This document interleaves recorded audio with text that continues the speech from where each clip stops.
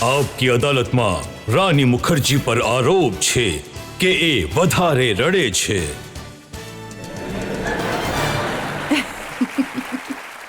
રાની, દરેક ફિલ્મમાં રડો છો અને રડાવો પણ છો. આ આરોપ બિલકુલ વ્યાજબી છે. એ સાચું છે કે બાળપણમાં તમારા જે ભાઈ છે એ તમને ઘણું રડાવતા હતા, ઘરે પણ અને સ્કૂલમાં પણ? ઘણું રડાવતા હતા અને મને ચીડવતા પણ હતા કે મારી આંખો પાસે કંઈક નળ છે જે 1 સેકન્ડમાં ખુલે છે અને ત્યાંથી આંસુ નીકળી આવે છે. તો મારા ઘરે મને ઘણી ચીડવે છે બાળપણથી જ કે હું 1 સેકન્ડમાં રડવા લાગુ છું. જેમ કે હું તમારી સાથે વાત કરું છું પણ હું અત્યારે રડી શકું છું, પણ હું રડીશ નહીં. પણ હું રડીશ નહીં. હું પૂરો પ્રયત્ન કરીશ કે આજે તમને રડવાની તક ન મળે. થેન્ક યુ રજત. પણ એ સાચું છે કે જ્યારે પહેલી વાર સ્ક્રીન ટેસ્ટ થયો તો તમારો, તો ઘણું રડ્યા હતા તમે? ઘણી રડી હતી, કારણ કે જ્યારે રાજા કી આયેગી બારાતમાં મારું ઓડિશન કરાયું હતું તો એમણે મને સાડી પહેરાવી દીધી અને લાંબુ એક પેપર પકડાવી દીધું મારા હાથમાં અને એક લાંબો ડાયલોગ મારી સામે, જે કોટના કંઈક ડાયલોગ હતા અને મારી આંખોમાં એમણે ગ્લિસરીન ભરી દીધું કે રડો. હવે હું વિચારી રહી હતી કે હવે આ કઈ રીતે ફિલ્મ કરે છે અને આ શું હોય છે એક્ટિંગ, કઈ સમજ નથી પડતી અને આટલું ગ્લિસરીન ભરીને હું આંખો નથી ખોલી શકતી. તો મને કંઈ સમજ જ નહોતી પડી રહી અને મારી મમ્મી ઈચ્છતી હતી કે હું હિરોઈન બનું. અને સ્ક્રીન ટેસ્ટ જોયા પછી મારી મમ્મી પોતે ગઈ પ્રોડ્યુસરની પાસે અંદર, એટલે એમની પાસે, અને એમણે કહ્યું કે પ્લીઝ મારી દીકરીને નહીં લેતા, એ ઘણી ખરાબ છે, તમારી ફિલ્મ ડૂબી જશે, નહીં લેતા, ઘણી ખરાબ છે. તો એ સમયે મને ના તો કંઈ ખબર હતી ના કોઈ એટલે એક્સપિરિયન્સ હતો.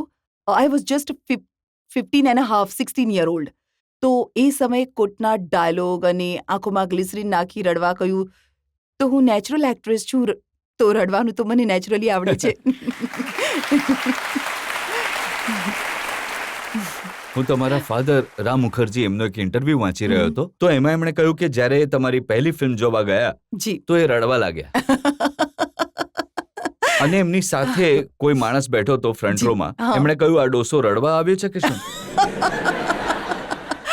એકદમ સાચી વાત છે. એકચ્યુઅલી ડેડીએ એક ઇન્ટરવ્યુમાં કહ્યું હતું આ, અને બધાને ઘણું અજીબ લાગ્યું હતું કારણ કે પોતાને ડોસો કહી રહ્યા હતા, બટ એકચ્યુઅલીમાં ઘણા હેન્ડસમ છે અને ડોસા બિલકુલ નથી લાગતા. હી ઇઝ ટુડે ભગવાનની કૃપાથી 80 વર્ષના છે, but he is very very handsome. અને મને એવું લાગે છે કે આઈ થિંક દરેક પિતા માટે એક જે મતલબ દીકરી હોય છે, ઘણી પ્રોટેક્ટ કરવા ઈચ્છે છે, ઘણા પ્રેમથી એને મોટી કરે છે.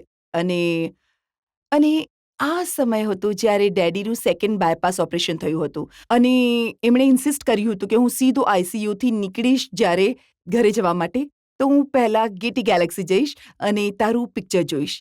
અને એ વ્હીલચેર પર ગયા હતા પિક્ચર જોવા, અને એમની માટે એક મોટો એક્સપિરિયન્સ હતો કારણ કે આ ફિલ્મમાં ક્યાંક રેપ થયું હતું અને કંઈક જસ્ટિસ મળી રહ્યું હતું. ઘણી ડ્રામેટિક ફિલ્મ હતી, મેલોડ્રામેટિક ફિલ્મ હતી. તો એમાં મારા ખ્યાલથી પબ્લિક તાળીઓ પાડી રહી હતી, એન્જોય કરી રહી હતી. તો આઈ think he was very proud. ઘણી એમને એટલી ખુશી થઈ કે મારી આ જે નાનકડી દીકરી છે એ હવે પડદા પર છે અને હું જોઈ રહ્યો છું. તો એ એટલા રડવા લાગી ગયા, એમની મતલબ એમના આંસુ જ બંધ નહોતા થતા. તો એટલે ઇન્ટરવ્યુમાં એમણે કહ્યું, I think he got very very emotional. અને આજે પણ એ ઘણા ઇમોશનલ થઈ જાય છે. મને ડાન્સ કરતા જોઈએ તો પણ રડી પડે છે. પણ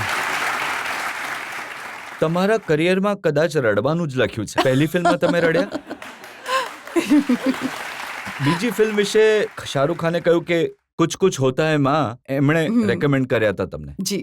અને એ ફિલ્મમાં પણ જે પહેલો સીન હતો એ તમારો મરવાનો સીન હતો. જી. આઈ થિંક આ રડવાનું અને મારી લાઈફ જે છે ઇટ્સ ગોઈંગ પેરેલલી. બાળપણથી જે નળ મળ્યો એટલે મારો જે ખુલ્લો છે, હવે ભગવાન જાણે ક્યારે બંધ થશે.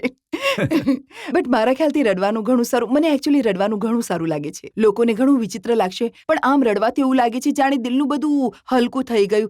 આહાહા, કેટલી આંખો બ્રાઇટ લાગે છે, ફેસ ગ્લો કરવા લાગે છે, નાક લાલ થઈ જાય છે, ગાલ લાલ થઈ જાય છે.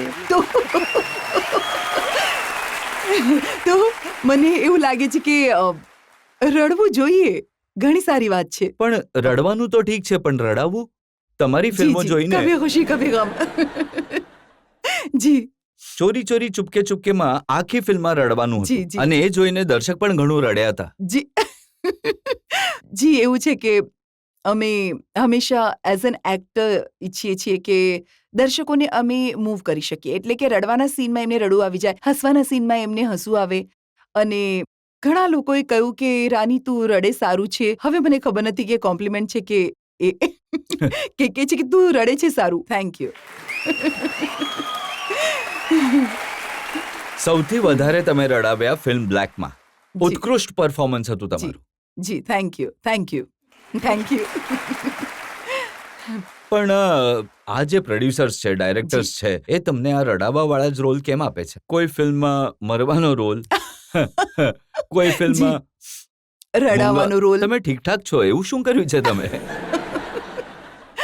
આઈ થિંક એમને એવું લાગે છે કે મારો ચહેરો જ એવો છે કે લોકો એને જોશે તો એમને કરુણા થશે.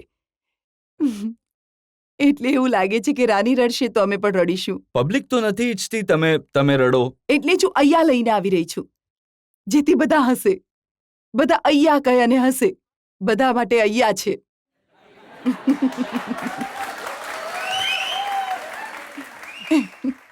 તમારી લાઈફની અહીંયા મોમેન્ટ કઈ છે? અહીંયા મોમેન્ટ આજે છે જ્યારે હું તમને બધાને મળી રહી છું. अय्या व्हॉट एन ऑडियन्स. अय्या किती छान ऑडियन्स आहे.